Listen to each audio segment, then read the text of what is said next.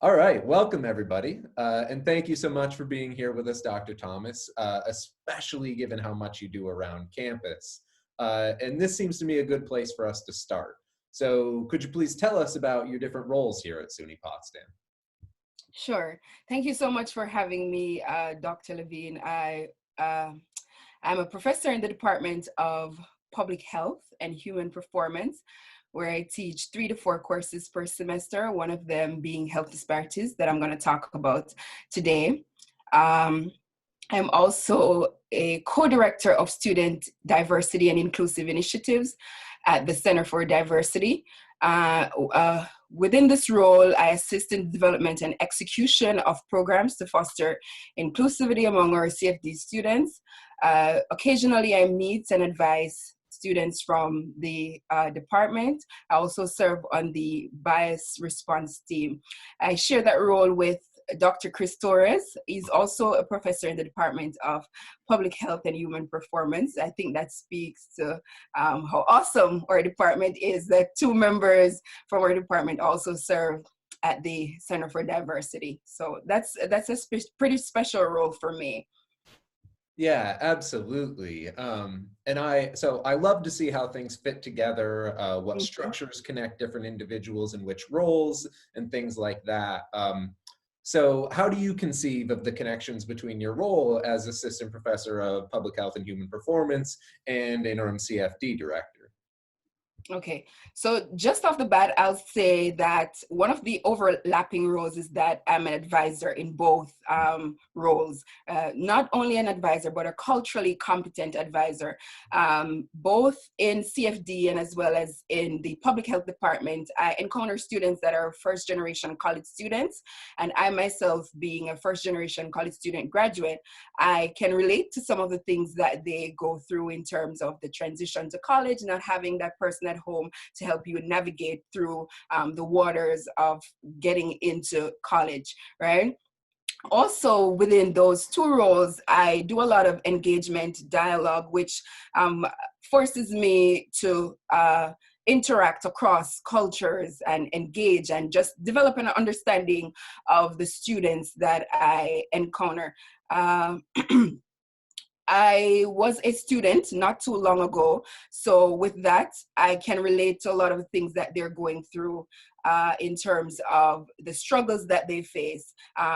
For those individuals or those students that are from the city, one of the things that bother them the most is that transition from New York City into a community like Potsdam. Even so, I went through similar issues having migrated from Jamaica to the Midwest. I did my graduate degree at Ohio University, and having been there for the first semester, I was kind of baptized by fire. My first semester of snow, and it was one of the worst winters ever. So a lot of those experiences, I use them now in both my roles as professor and as director at the CFD. Great, thank you. So again, I'm a nerd for connections. Yeah. So I wanted to ask you not just about connections between different parts of your work, but connections between your work and the work of some of your colleagues. So you're the first visitor we've had from outside of the School of Arts and Sciences. So I Mm-hmm. was wondering, what are the connections, if any, you see between your work on, say, health disparities and other subject areas in arts and sciences or otherwise? Mhm. Most definitely. So I'll just pick on sociology and psychology, first of all, because a lot of the theories that they use in that field are some of the theories that we borrow in public health. So I usually tell students that are from sociology and psychology that you guys study human behavior as well. We do the same thing here, and we borrow a lot of the themes. So you have much contribution to give when you come into a class like this. Students of history as well, right? A lot of the health disparities that we see today are a result of historical factors for different racial and ethnic groups as well. A lot of the things that are being faced by different minority or marginalized groups are based on historical foundations, things that happened in the past, right? International relations as well. One of the things that we talk about in health disparities, the health of immigrants. what happens when individuals migrate to the US? What does their health look like? We have something that we talk about, the healthy immigrant effect, which basically states that on arrival, immigrants are generally healthier than their native-born counterparts. But as time in the US increases and they're exposed to different social and environmental factors of the US, their health starts to deteriorate to look more like their native-born counterparts. Another very important aspect of international relations that we discuss as well is the concept or the idea of globalization. And we were seeing it right now with the COVID-19 cases, that globalization was one of the proponents or one of the factors that led to the increased rates of the disease in the United States.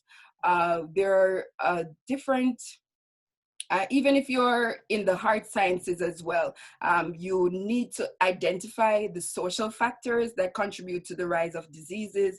You need to be able to explain that. So there are a lot of connections with various fields. And when I have a class and I see a lot of these students from these backgrounds, I get very excited because they usually contribute a lot and even contribute more than my public health students. So it's very exciting to have students from these fields, you know, join in the discussion and take my health disparities class. Nice. So you've mentioned health disparities here a number of times, and this is the place where our work overlaps the most. Yes. But you know much more about this area than I do. So how would you try to introduce somebody to the issues of health disparities if you had just a few minutes? Okay, I like how you gassed me up there that I know much more about.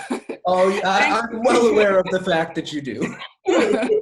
But what I'll say is that within the first 30 minutes of my health disparities class, I'll throw out the question, what do you think is health disparities? And usually students are correct and they say there are differences in health.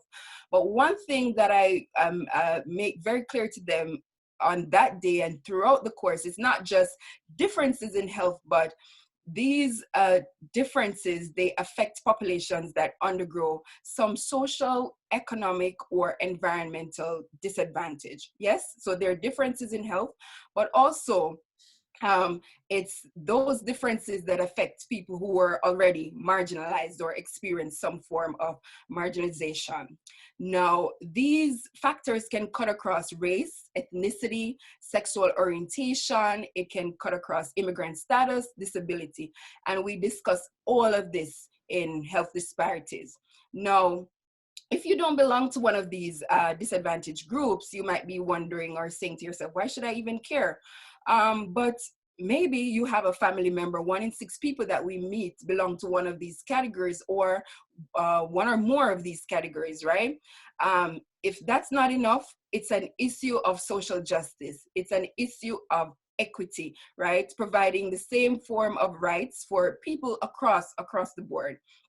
Also, if that's not enough to convince you why you should care, right? You should care about your money, right? I assume that everybody cares about their finances.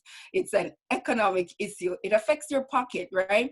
Think about the resources that you or your tax dollars that have to go into social services such as Medicaid, Medicare. When we have health disparities, those rates or those contributions increase. Not only that, there is undue burden on our healthcare system. And if there's a limitation in that case for individuals who are marginalized, it's a limitation for us who, or for other individuals who may not consider themselves as a part of marginalized groups. So it affects everyone across the board. It affects children. These are individuals that are sometimes don't have choices in what happens to them, right? It affects whole communities. So when thinking about health disparities, right, it's an issue of equity for all, social justice. It's an economic issue. It's very important. And we discuss all of these issues in health disparities. We look at the different nuances that affect different populations, right? We try to peel back layers and find the root causes, what we call in health, social determinants of health, to find innovative solutions to address these health disparities. Yeah, thank you. So that really makes it clear that the issue of health disparities is something we need to be worried about all of the time. Definitely. but there are lots of connections between epidemiological investigations of health disparities and the very current COVID-19 crisis. Mm-hmm. Mm-hmm. What one such connection would you hope the public or maybe policymakers would be thinking about more right now? Okay. So this is where my area of expertise just comes to the fore.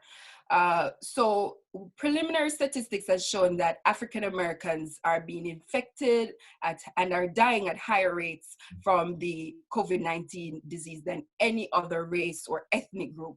It's also well documented that they suffer disproportionately from some of these comorbidities that exacerbates this disease, such as cardiovascular diseases, asthma, high blood pressure. So think about it. When I saw these preliminary stats, it wasn't a surprise to me, because considering the health disparities that African Americans face, they're also more likely to live in social conditions that are conducive to the spread of the disease, right? They're more likely to occupy service jobs that require them to go out to work in a time like this, where everyone is being isolated, everyone is being quarantined, right? So it's not a coincidence that the infection rates are higher, right? They also suffer disproportionately in terms of discrimination and bias when they interface with the healthcare system, right? These are things that are already known. So what COVID-19 now highlights to us is that there is need to address health within these populations, if not only health, but the social determinants of health that are affecting these populations, because it's just going to be a cycle, right?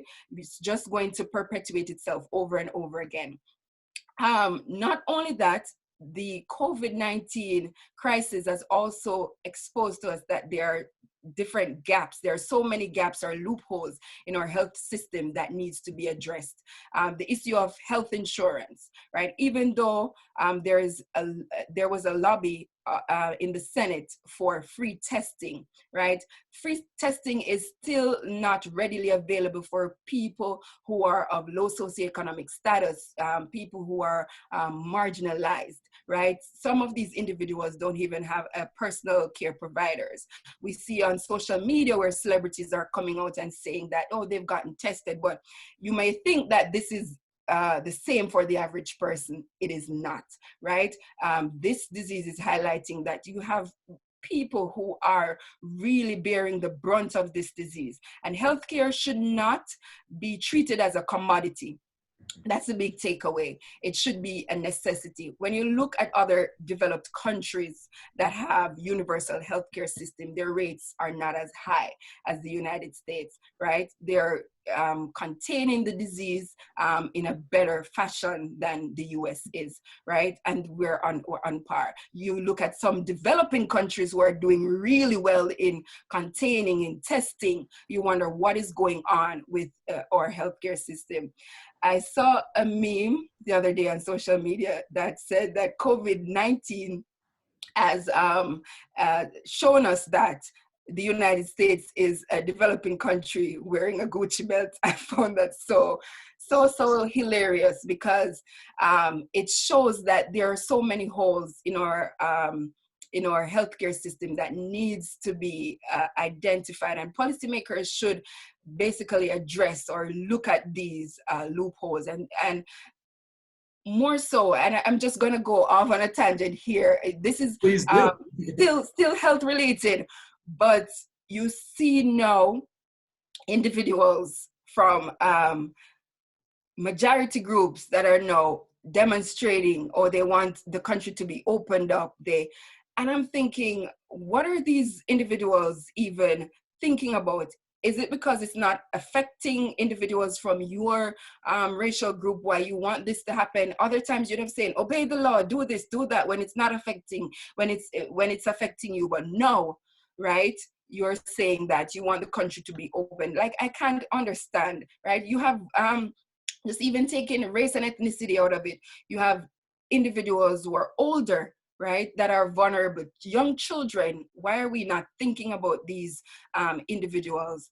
And so it just exposes us to what we're doing and what we're not doing.